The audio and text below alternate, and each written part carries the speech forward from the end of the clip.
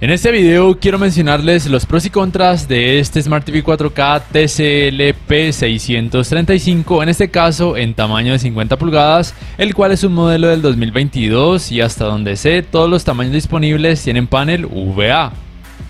El primer pro o aspecto positivo es que por el hecho de tener panel VA, su rendimiento en escenas oscuras es muy decente, con una relación de contraste relativamente alta para ser un televisor de gama baja, muestra poca intensidad del efecto clouding o de nubosidad, y si bien en algunas escenas con alto rango dinámico se pueden notar leves sangrados o resplandores de luz en los bordes de la pantalla, usualmente no es algo increíblemente molesto. El segundo aspecto positivo de este Smart TV es que en cuanto a colores muestra buenos resultados a pesar de que tiene panel VA.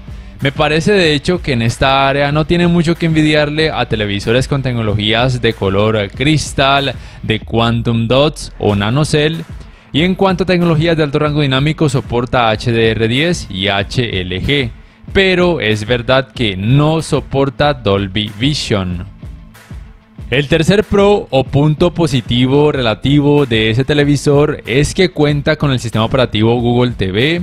Para muchas personas esto es una ventaja por el hecho de tener mayor variedad de aplicaciones y que de ser necesario se le pueden instalar archivos APK.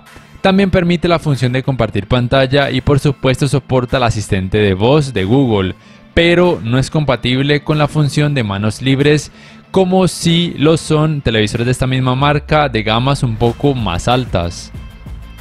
El cuarto aspecto medianamente positivo de este TCL P635 es que si bien no soporta los 120 Hz en 4K ni en ningún otro tipo de resolución y tampoco soporta tecnologías de frecuencias de actualización variables, aún así me parece que tiene un manejo del movimiento muy decente para aquellos gamers que no sean demasiado exigentes, aunque ese buen manejo del movimiento solo aplica para videojuegos.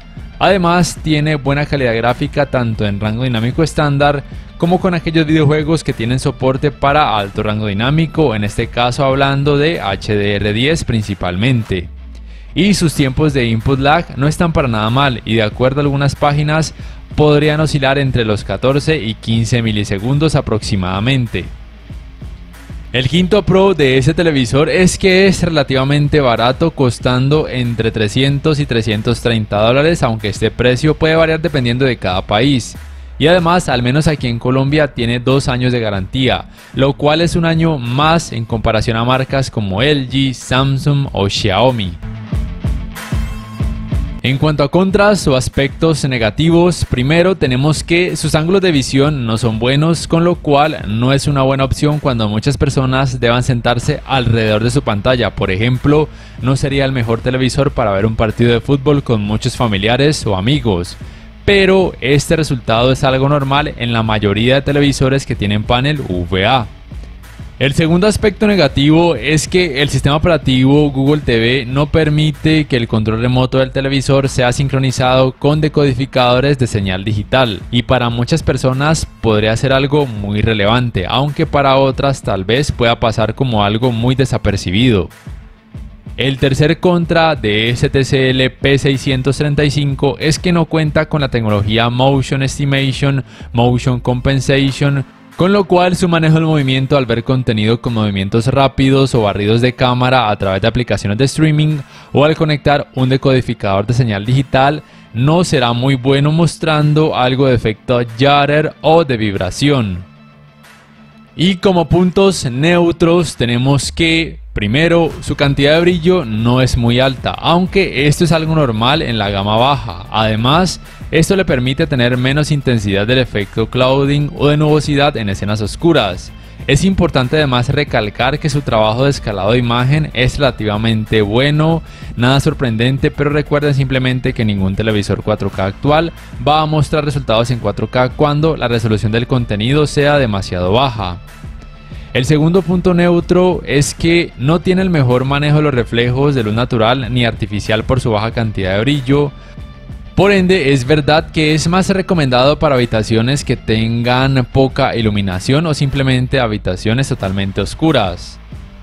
Tercero, en cuanto a sus entradas, no está para nada mal. Cuenta por ejemplo con 3 puertos HDMI 2.0 y también con una entrada de 3,5 milímetros para auriculares, además de todo lo que pueden observar en pantalla. El cuarto punto neutro tiene que ver con su uniformidad de colores grises, que no es muy buena, mostrando algo de efecto de pantalla sucia, aunque al menos al ver contenido normal como por ejemplo deportes o al jugar algún videojuego de deportes, ese efecto de pantalla sucia podría pasar prácticamente desapercibido la mayoría del tiempo. Y quinto, en cuanto a sonido, no está para nada mal, ni en rendimiento ni en cuanto a las tecnologías que soporta. Es muy aceptable para ser un televisor de 50 pulgadas de gama baja, y de hecho considero que puede ser levemente mejor en comparación a televisores también de 50 pulgadas de otras marcas. Como dato final, debo decir que probablemente los tamaños más grandes de este televisor pudieran tener un poco más de brillo y un sistema de sonido tal vez levemente más potente. Y listo, no siendo más, si este video les ha gustado les invito a que por favor le den clic al botón like, que además se suscriban a mi canal si aún no lo hacen, que si pueden adquieran una membresía del canal para que accedan a beneficios extra, además de esa forma me apoyarían, y que activen la campanita de notificaciones para que puedan saber al instante cada vez que subo un nuevo video. No siendo más, me despido y hasta la próxima.